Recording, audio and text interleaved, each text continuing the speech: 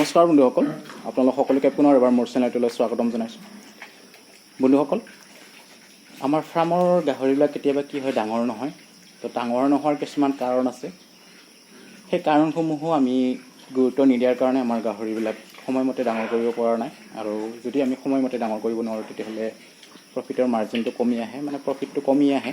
সেই গতিকে যদি আমি সময়মতে গাহৰিখিনি ডাঙৰ কৰি পেলাই বিক্ৰী কৰিব, তেতিয়াহ'লে প্ৰফিটটো কিবা এটা থাকে। কিন্তু যদি আমাৰ গাহৰিটো সময়মতে ডাঙৰ নহয়, সময়টো বেছি লাগে, তেতিয়াহ'লে খৰচাটো বাঢ়ি গৈ থাকে।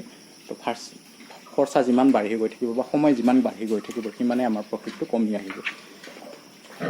আৰু কেতিয়াবা কি হয়, প্ৰফিটটো একেবাৰে নাইকিয়া হয়। কেনেকৈ নাইকিয়া হয়? ধৰক আপুনি গাহৰিটো 6 মাহ পুহিলে আপোনাৰ 2-1000 টকা প্ৰফিট হৈছিল।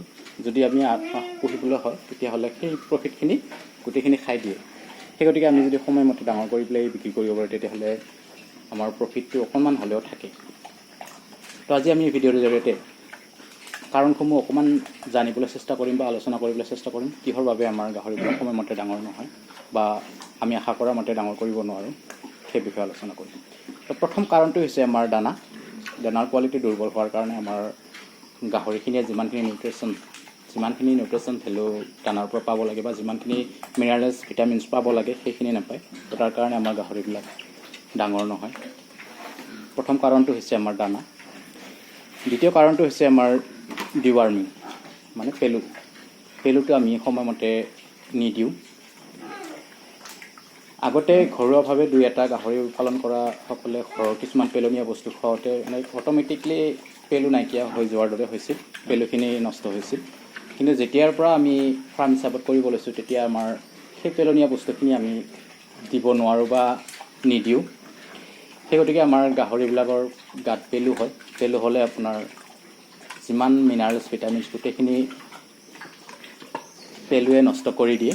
সেইকাৰণে আমি ডিৱাৰ্মিংটো কৰিব লাগে। আৰু ডিৱাৰ্মিংটো আমি যদি পাৰোঁ, এমাহ মূৰে কৰিলে বেছি ভাল হয়। আৰু যদি নোৱাৰে, তেতিয়াহ'লে 1.5 মাহ বা 2 মাহৰ ভিতৰত কৰিব লাগে। আৰু পেলুটো হৈছে 2 নম্বৰ কাৰণ।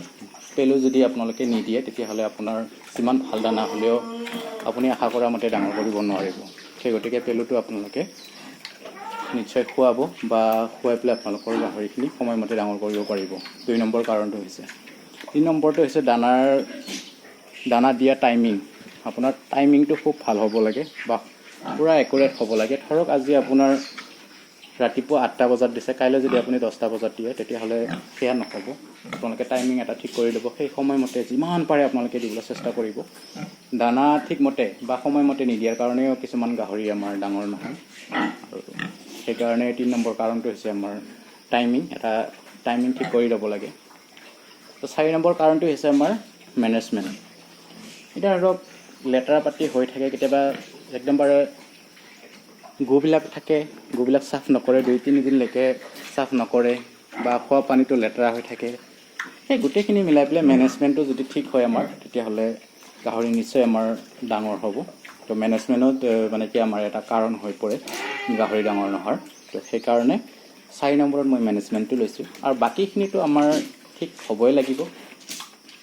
তো সেইকাৰণে কৈছোঁ, মেনেজমেণ্টতে বহুতখিনি আহি যায়। দানা দিয়া টাইমিং সেইবিলাকো মেনেজমেণ্টতো আহি যায়। তথাপিও মই ধৰি লৈছোঁ সেই এটা গুৰুত্বপূৰ্ণ কাৰণ বুলি ক'ব লাগিব। সেইকাৰণে আমাৰ গাহৰিবিলাক ডাঙৰ নহয়। তো এই 4টা কাৰণটো আমাৰ মূল কাৰণ হৈছে। এই কাৰণসমূহৰ কাৰণে আমাৰ গাহৰিবিলাক সময়মতে ডাঙৰ নহয়।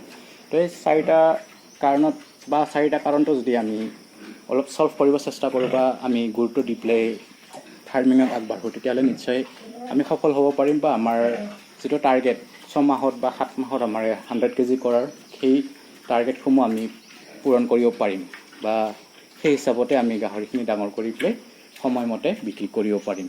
তো এই 4টা কাৰণসমূহ যদি আপুনি গুৰুত্ব দিয়া নাই, তেতিয়াহ'লে নিশ্চয় তাৰ ফলটো ভুগিব লাগিব। সেই গতিকে আপোনালোকে পাৰিলে এই 4টা কাৰণত আপোনালোকে গাহৰিটো ভালকৈ চোৱা চিতা কৰিলে বা মেনেজমেণ্ট ভালকৈ কৰিলে, দানা পাতি ভালকৈ দিলে, ডিৱাৰ্মিংটো সময়মতে কৰিলে আপোনালোকৰ গাহৰি নিশ্চয় সময়মতে ডাঙৰ হ'ব। তো বন্ধুসকল, আপোনালোকে নিশ্চয় গম পাইছে যে আমাৰ গাহৰি কিহৰ কাৰণে ডাঙৰ নহয়। এই 4টা কাৰণৰ ভিতৰত কিবা এটাত যদি আপোনাৰ দুৰ্বল হৈ আছে, তাতো আপোনাৰ গাহৰি ডাঙৰ নহ'ব। সেইখিনি কথা আপোনালোকে নিশ্চয় ভিডিঅ'ৰ জৰিয়তে গম পালে। গতিকে আশা ৰাখিছোঁ আপোনালোকে ভিডিঅ'টো চাই নিশ্চয় কিবা এটা জানিব পাৰিছে। তো ভিডিঅ'টো শেষলৈ চোৱাৰ বাবে আপোনালোক সকলোকে ধন্যবাদ।